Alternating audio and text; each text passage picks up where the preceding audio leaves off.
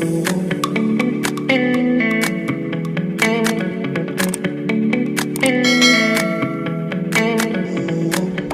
mencoba melakukan praktek wudhu langsung. Saya sudah mengondisikan ini ya. Kemudian tangan juga sudah disiapkan, baju sudah dilipat, kacamata sudah dibuka, jam tangan sudah disimpan, dan sekarang kita akan coba praktekkan dengan menggunakan keran terlebih dahulu. Baik ya. Yang pertama tentunya kita mengonfirmasi keimanan terlebih dahulu, karena panggilan wudhu ingat dibuka dengan panggilan iman.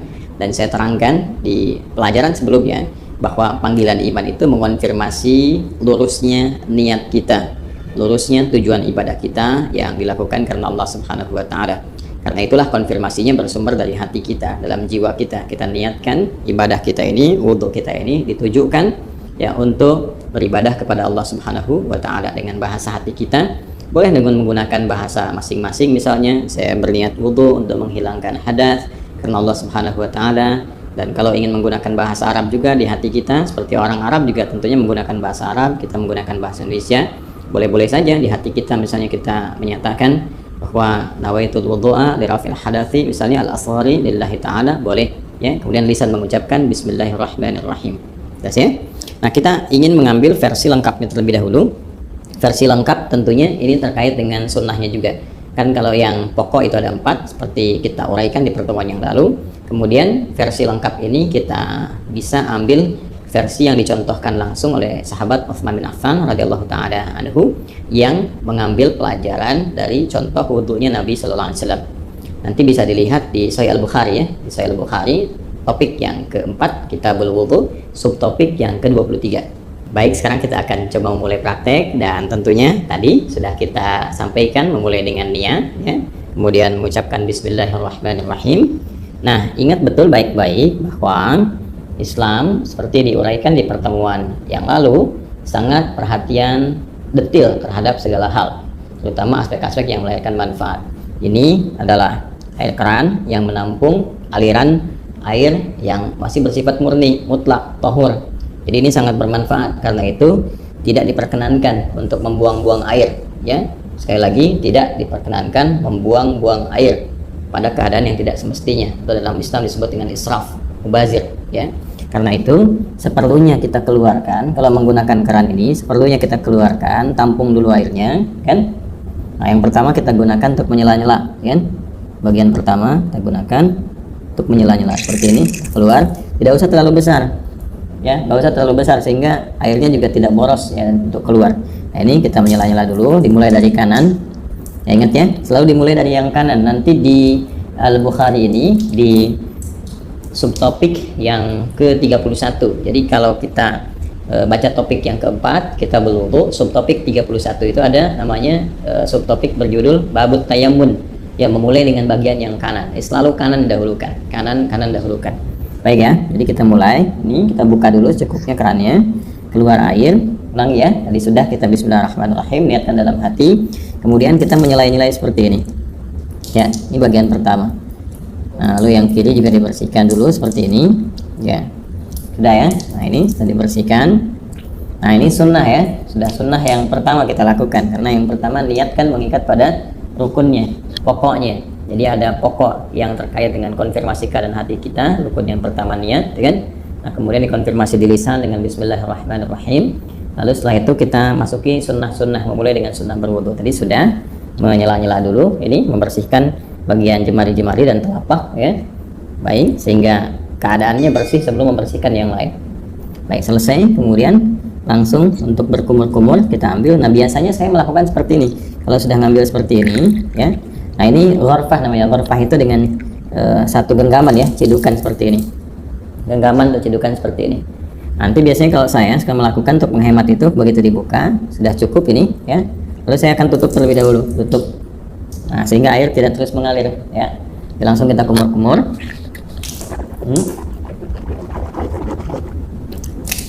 Baik, saya ingin terangkan terlebih dahulu. Di saat mengumur-umur itu namanya tamadhad ya, tamadhad. Itu bisa kita lakukan dengan 2-3 pendekatan. Pertama, kumur-kumur terlebih dahulu ya, kumur-kumur sampai keluar ya. Kemudian yang kedua juga kumur-kumur, nanti sebagian airnya langsung dihisap ya, dihisap jadi kumur-kumur, sebagian airnya dihisap. Nah, itu yang dihisap itu istinsyak namanya, ya, masuk ke dalam hidung istinsyak, usahakan agak dalam. Nah, nanti kemudian kita keluarkan disebut istinfar namanya, ya. Ini bagian yang kedua, kumur-kumur, ya. Kemudian yang pertama, yang keduanya itu sambil dihisap, baru nanti istinsyak ini, kalau istinfar dikeluarkan. Ada nanti sedikit saja, bisa tambahan kalau menggunakan siwak, ya, untuk bisa membersihkan itu. Ya, jadi bisa saja. Kemudian kalau memang tidak ada itu, bisa gunakan bagian jari yang dianggap bersih. Ya, tadi kan sudah dibersihkan. Untuk membersihkan kalau ada sisa makanan yang kalau tidak ada siwak dengan kayu tertentu atau sikat gigi, Anda bisa gunakan bagian jari yang dianggap sesuai untuk membersihkan kalau ada sisa makanan di sini yang tidak cukup dengan kumur-kumur. Ya, sambil contoh begini misalnya. Ini buka seperti ini, ya. Kalau kita mulai, ya, kita tutup dulu ini, ya, seperti ini.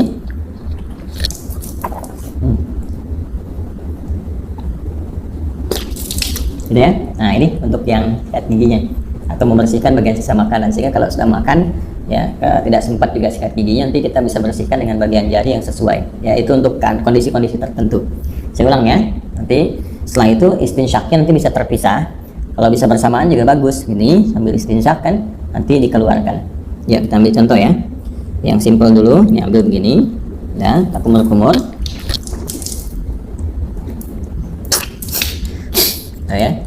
Nah, baik, kita contohkan, ya. Saya lagi, ya. Jadi teman-teman sekalian bisa, tadi kan sudah, ya, untuk kumur-kumur sambil dibersihkan bagian giginya.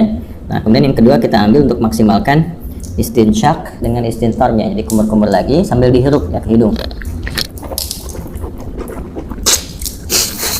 Ya, dibuang. Nah, ini bisa berkumur-kumur sambil dihirup, atau kalau mau kumur-kumur dulu, buang, nanti bisa untuk istinsyak dan istinfarnya terpisah, ya. Ya, kita ambil misalnya contoh untuk yang kalau terpisah begini, kumur-kumur, ya. Kalau mau dihirup ke hidungnya terpisah, kita ambil lagi, ya kan, seperti ini. Nah, itu, ya. Nah, ini manfaatnya kalau dipisah ini kayak semacam ada pilek, ya, pilek atau virus tertentu berkumpul. Nah, ini biasanya lebih spesifik untuk membersihkan wilayah hidung, sehingga ketika ditekan itu istinfarnya ini bisa dipijit salah satunya bergantian untuk dikeluarkan, ya, sehingga kotoran yang ada di hidung itu bisa keluar. Ya, kalau dalam kondisi normal biasa bisa langsung Anda hisap saja, dihirup, ya, bukan dihirup ke hidung. Jadi sambil kumur-kumur dihirup ke hidung, jadi bisa dikeluarkan secara bersamaan atau di hidung terlebih dahulu bisa, karena tidak ada aturan spesifik mana yang didahulukan, apakah di mulut dulu atau di hidung dulu. Jadi kalau Anda ingin keluarkan yang di hidung dulu boleh, misal begini, ya. Nah, kurang lebih demikian, ya. Atau yang di mulut dulu baru di hidung, nggak ada masalah, tergantung kondisional saja, karena sifatnya tamadmad dulu baru istinsyak, itu yang urutannya. Jadi kumur-kumur dulu baru dihirup. Adapun cara mengeluarkan tidak spesifik diatur, ya, tapi kalau ingin berurutan boleh dari mulut keluar baru hidung. Terus kalau kondisi ingin membersihkan spesifik khusus boleh dipisahkan, kumur-kumur, ya, kemudian dilepas, baru kemudian khusus untuk yang hidung untuk memudahkan yang di dalam itu keluar. Hikmahnya kan mengeluarkan yang kotor. Jelas, ya? Baik, bisa dipahami, ya, teman-teman sekalian. Nah, jadi itu untuk yang pertama, kumur-kumur. Sekali lagi, buka kerannya. Saya ulang, ya, kerannya buka. Ambil air gorfah namanya, segenggaman seperti ini, ya. Kemudian kalau sudah cukup, tutup ini supaya tidak membazir. Kumur-kumur, ya, jelas, ya. Nah, baru kemudian dicuci kembali, disiapkan. Nah, ini kalau sekali cukup sudah. Kalau diperlukan 2 kali, 2 kali, 3 kali, 3 kali, ya. Dan ini tadi penggunaan jemari sekali lagi, ya, untuk menegaskan atau menghilangkan bagian bekas-bekas kalau ada makanan dan sebagainya yang kalau sekiranya tidak memungkinkan untuk gosok gigi atau membersihkan. Jelas, ya? Baik, lanjut. Dari sini saya tes air dulu. Kemudian kita buka kembali. Nah, sekarang masuk ke bagian yang pokok. Ya, buka lagi, masuk gini, bagian yang pokok. Tutup, baru ke wajah. Nah, ini yang ingin saya contohkan, bagian pokok yang paling utama itu. Ini ghasala itu ambil airnya, tumpahkan di wajah gini. Ini lihatnya yang telunjuk gini. Oh, seperti ini. Nah, ini bagian jempol yang di sini belakang. Kemudian langsung ke bawah. Nah, ini yang diselai-selai di janggutnya, ya. Maksudnya apa? Supaya meresap air ke pori-pori karena melewati janggut dalam sini. Kalau nggak ada janggutnya bisa langsung dibasuh ke dagu, ya, sini. Nah, jadi ini satu. Kalau dirasakan belum cukup keseluruhannya, ambil lagi gini, ya. Terus seperti ini. Kemudian tutup dulu. ya. Nah, terus seperti ini ya. Saya kira 2 kali juga bisa cukup ya. Seperti ini ya. Nah, ini nanti ada versi yang sekali itu versinya Ibnu Abbas radhiyallahu taala anhuma yang menyontoh praktek Nabi yang pernah menggunakan sekali. Itu kalau di Al-Bukhari, subtopik yang ke-21, maratan ya. Babul wudu, judulnya itu Babul wudu maratan. Bab pembahasan tentang wudu yang sekali basuh ya. Kemudian nanti yang versi yang keduanya, subtopik 22, itu yang versinya Abdullah bin Zaid.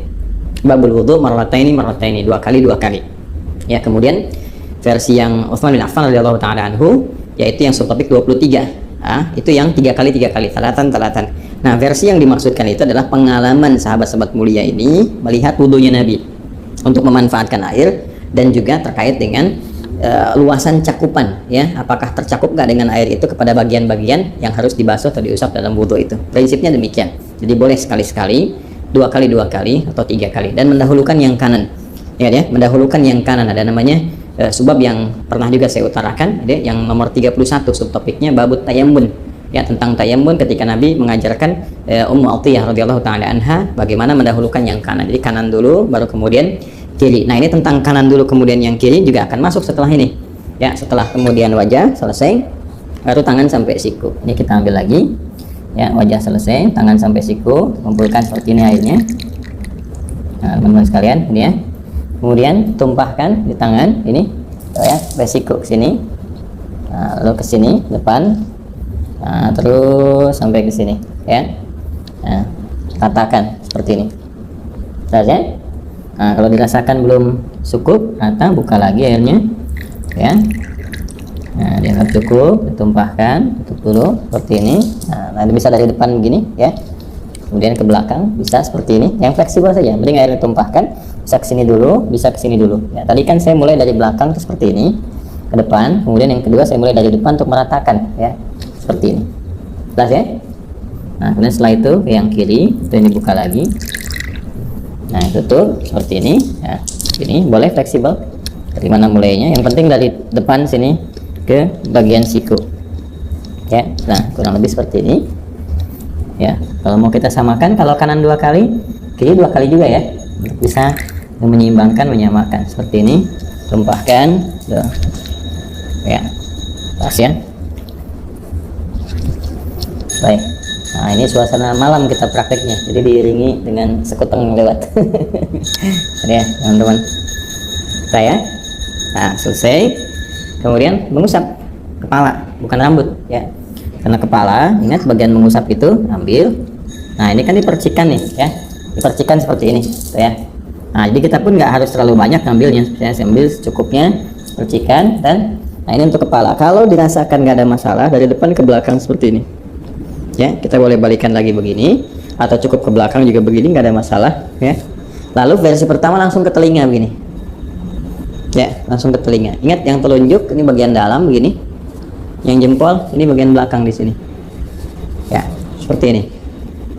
Bisa seperti itu, atau kita dahulukan dulu kepala misalnya ya. Nah, kemudian nggak terlalu banyak ya, cipratkan begini. Nah, usapkan misalnya begini. Nah ya, setelah kita rasakan cukup untuk bagian kepala, boleh ditarik lagi ke depan, boleh, atau boleh cukup begini saja, sah ya. Atau kalau ada kesulitan tertentu bagian kepala, dahulukan bekat ubun-ubun, atau nanti kalau ini bermasalah sakit, bisa sisi-sisi yang lain termasuk kepala.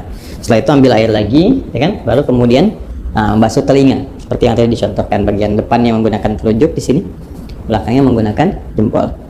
Jelas ya? Baik, berpindah ke kaki. Nah, ini penting juga karena nanti ada hadis spesifik ya terkait dengan bagian kaki ini, khususnya kotoran-kotoran yang melekat di kuku ya, kuku bagian jempol ini ya, di sebelah sini, ujung-ujung ini. Jadi perhatian, ingat kaki sampai 2 mata kaki sampai di sini ya. Jadi kita bisa ambil lagi airnya seperti ini ya, kemudian cukup gini. Nah, biasanya saya bagi 3 bagian. Yang pertama saya tumpahkan, basuh ini dulu. Nah, setelah ini, nah kemudian bagian depan kita bersihkan dulu begini, ini ya. Nah, udah seperti ini ke belakang, dan tentunya bagian belakang tidak mendapatkan porsi air yang cukup ya, walaupun mendapatkan bagian tertentu untuk mengusap, tapi ini lebih bersih untuk bagian depan pertama. Jadi yang kedua, nah ini kita bisa sempurnakan bagian belakangnya seperti ini. Nah, ini ya, majukan lagi ke depan ini. Nah, Nah 2 pun sudah cukup sebetulnya ya. Kalau dirasakan kurang bisa dengan 3. Selanjutnya yang kiri, seperti halnya yang kanan tadi, kita ambil ini ya. Nah ini seperti ini. Saya suka menggunakan kelingking karena lebih fleksibel untuk menyela-nyelanya. Ini dibersihkan di sini ya, ini lalu ke belakang. Nah kemudian disempurnakan, ambil lagi, kita tumpahkan seperti ini ya. Dah selesai. Nah ini selesai ya. Setelah selesai dah, kita diusahakan menghadap ke arah kiblat, dikit-dikit sini ya. Lalu kita berdoa, doa yang sudah pernah diajarkan juga ya, syahadatin dulu, asyhadu an la ilaha illallah, asyhadu anna muhammadar rasulullah, ya kan? Allahumma ja'alni minat tawabin wa ja'alni minal mutatahhirin. Ya, kalau kita ingin supportkan doanya supaya dengan kita taubat, kemudian juga kita bersuci ya, ya Allah jadikan aku termasuk orang taubat. Berarti ini tadi kita sambil evaluasi. Kayaknya ada ulama juga yang menyarankan sambil saat dibasuh ini dan nadhafah, ini kan nadhafah nih luarnya, nadhafah ya, tapi juga harus ada al-husnu wadhiyah. Sifat husnu wadhiyah itu yang dimaksud dengan taharahnya, bersih luarnya, suci dalamnya. Ini yang disyarat Nabi di hadis Muslim. Begitu jatuh air wudhu itu, jatuh pula dosa-dosa yang melekat kepada fungsi-fungsi organ tubuh yang digunakan itu. Jatuh. Nah jatuhnya ini dengan taubat. Jadi kita merasakan ini ada yang salah nih sebelum wudhu nih ya, supaya hilang kesalahan itu. Makanya ada ulama yang mengajarkan evaluasi saat dibasuh itu, merasakan dalam diri, minta sama Allah supaya digugurkan dosa yang ada di wajah, gugurkan dosa yang ada di tangan, macam-macam. Dalam hati kita bisa meminta dengan bahasa kita, ya Allah, gitu kan, mohon hilangkan kesalahan-kesalahan yang melekat atau kebiasaan buruk pada tangan, pada wajah sebelumnya, dan sampai dengan ke ujung kaki. Itu dalam hati kita bisa meminta, tidak ada masalah di situ, karena ada unsur taubat di dalamnya. Jadi begitu selesai kita berdoa, kita mohon pada Allah digolongkan pada orang-orang yang taubat. Kemudian juga yang terbiasa bersuci. Mutatahhir itu biasa bersuci. Jadi begitu wudhunya misalnya batal, suci lagi, sehingga terjaga dalam kebaikan. Karena prinsip wudhu itu kan menjaga diri dalam kebaikan. Oke? Baik, selesai ini dengan menggunakan versi keran ya, menggunakan versi keran. Nah sekarang kita akan mencoba menggunakan versi bejana. Nah di sini ada gayung ya, kita akan coba gunakan gayung ini. Sebetulnya kalau kita bersandar pada tadi ya, jumlah volume air yang kita gunakan saat menggunakan keran itu kan sebetulnya nggak banyak ya. Kalau ada di minuman kemasan dengan bentuk kayak gelas itu sekitar 250 mili ya, itu kan kurang lebih segitulah ya, nggak terlalu banyak yang kita gunakan seperti tadi disampaikan.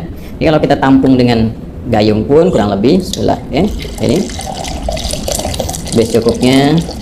Udah harus penuh juga, mungkin kita ambil setengahnya, segini cukup ya, setengahnya begini cukup ya, tergantung keadaan kitanya. Nah ini kalau pakai gayung, kalau di atas nanti jatuhnya terlalu tinggi, jadi saya turunkan ke bawah untuk menyontohkan.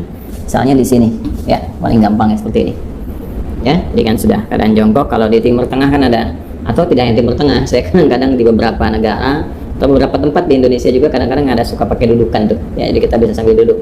Nah ini kalau seperti ini pakai bejana, kurang lebih disimpan seperti ini. Jadi kalau bejananya lebar nanti bisa sambil diambil seperti ini, ya kan? Nah, tapi dengan catatan juga nanti tidak ada sisa-sisa air yang terlalu banyak yang melekat di lengan, ya, khususnya di telapak ini, sehingga mencampur kepada yang sudah ada. Jadi amannya kalau mau aman, apalagi dengan kondisi seperti ini, kita tuangkan seperti ini. Ya, jelas ya? Ini bagian pertama. Nah, terus kemudian seperti ini. So, nah ini lebih hemat nih digunakannya. Satu, ya, selesai. Nah, kita ambil versi yang sekali, ya kan? Nah, kemudian dari sini ambil lagi, kan? Nah, ini ya. Nah, ini berkumur. Ya, kalau dirasakan belum cukup, ada yang sekali, dua kali. Seperti tadi saya contohkan, nggak ada bedanya dengan yang pertama. Kemudian ngambil lagi gini, ya. Nah, ini sama persis teman-teman sekalian, nggak ada bedanya dengan yang pertama tadi. Kita wajah. Ini. Tuh. Ya, seperti tadi ya, diulang. Kemudian selanjutnya untuk tangan seperti ini ya, baik dari depan dari belakang, yang penting dimulai dari sini ya sampai ke situ. Nah yang kanan sudah, kita gunakan bagian yang kirinya ya, sama saja seperti yang saya contohkan tadi. Kita ambil dulu ya. Nah ini ambil, kemudian paskan dulu gayungnya, karena ini kan nggak rata di sininya ya teman-teman. Kalau kita mau pindahkan sini juga boleh sebetulnya, nggak ada masalah ya. Nah kemudian jatuhkan di sini. Nah seperti ya. Baik. Ayo cari pijakan biar aman, biar nggak tumpah atau seperti kayak gini kan agak susah ya keseimbangannya. Nah kemudian seperti ini ya, dicipratkan sedikit, kemudian kepala kembalikan kembali atau tidak sama sekali ke sini, nggak ada masalah. Ke telinga seperti ini. Nah ya, lebih seperti itu. Kalau ini ada sedikit di bawah kita, maka kita harus agak naik untuk membasuh kaki ya, seperti ini. Nah kita naikkan begini ya, seperti yang tadi pertama ini. Baik, kemudian diambil lagi ya, seperti ini belakang untuk meratakan. Dia 2 kali ya teman-teman sekalian ya. Ya, kemudian pakai yang kirinya seperti ini, seperti yang dicontohkan di awal tadi.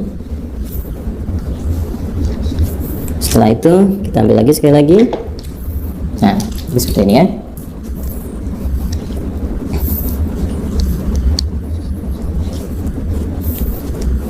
Baik, selesai 2 versi ini, dan masya Allah tuh masih bersisa. Artinya kan sebetulnya nggak butuh banyak gitu airnya ya, nggak butuh banyak, tinggal kita berdoa. Setelah itu jadi disampaikan. Jadi kurang lebih seperti itu contoh yang bisa kita tunjukkan. Dimulai dari awal, kemudian mengondisikan dulu ya kerannya seperti apa yang bisa digunakan. Jangan mubadir, bersiap-siap. Kalau saya suka membiasakan karena ini hadapnya ke kiblat nih, ini kan arahnya ke kiblat nih. Jadi saya suka membiasakan kalau ada aktivitas terutama terkait ibadah, cari yang kira-kira posisinya ketika dikerjakan menghadap ke arah kiblat. Itu hanya kebiasaan saja dan tidak harus demikian, tapi kalau bisa dikerjakan ya itu lebih bagus ya. Kecuali kalau sholat jelas sholat menghadap ke arah kiblat, kemudian baca Quran sunnahnya menghadap ke arah kiblat ya. Hanya dalam wudhu kan posisi keran bisa beda-beda, tapi biasanya saya selalu mencari yang kira-kira menghadap ke arah kiblat untuk menjaga saja kondisi itu. Ini yang kita bisa tunjukkan. Kemudian selanjutnya tadi sudah mengondisikan, lalu mulai berniat ya, dan dimulai nanti dari mulai sunnah sampai ke pokok-pokoknya sampai yang terakhir, dan dilakukan dengan tertib, nggak boleh lompat-lompat ya, terus dijaga jangan sambil juga diskusi, ngobrol sama teman-teman dan sebagainya, tidak, supaya bisa fokus dalam berwudu dengan suasana batin yang nyaman. Kalau ini kan saya mencontohkan contoh, bukan dalam praktek yang sesungguhnya dikerjakan untuk kepentingan tertentu ibadah, tapi ini untuk kepentingan edukasi bagi teman-teman sehingga mempraktekkan setiap tahapan-tahapannya seperti yang kita pelajari. Jadi itu prakteknya dan telah selesai kita tunjukkan. Alhamdulillah di suasana pagi ya, atau subuh menjelang pagi teman-teman bisa belajar, dan saya mengambil video ini malam-malam nih setelah tugas, malam-malam langsung ke masjid dan kita praktekkan sehingga suasananya cukup berbeda. Ya alhamdulillah bisa direkam dengan cukup baik dan sekarang kita pelajari bersama. Saya kira itu yang bisa disampaikan. Terima kasih atas perhatian teman-teman semuanya.